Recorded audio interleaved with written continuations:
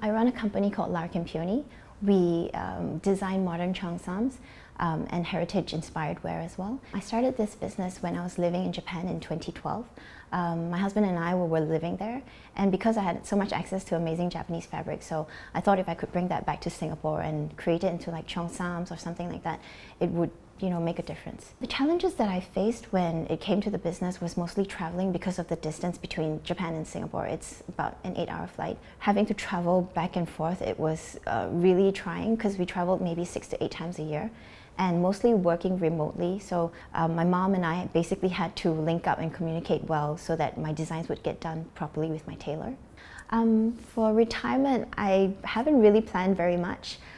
So far what we have down is just on a scrap piece of paper, where we would like to retire and whatnot. But a specific amount for retirement, I would say maybe about $10,000 to $15,000 a month.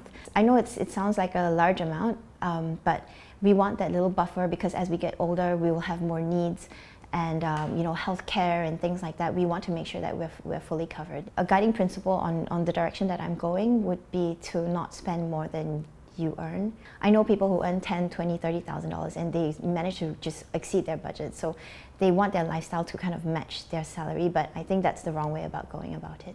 We just purchased an apartment in the East Coast, so a lot of the profits that we made from the business went into that.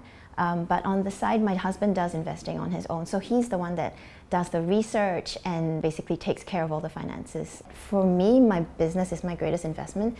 It's not just an investment in, like to gain monetary rewards. It's mostly investing in people, like my staff. They're really young, but at the same time, I feel that if I can groom them to a point where I can hand over the reins of the business to them, that will be great. And I'll take a back seat and do more of like creative direction and stuff. But generally, I would say investing in my business is, the biggest thing for me.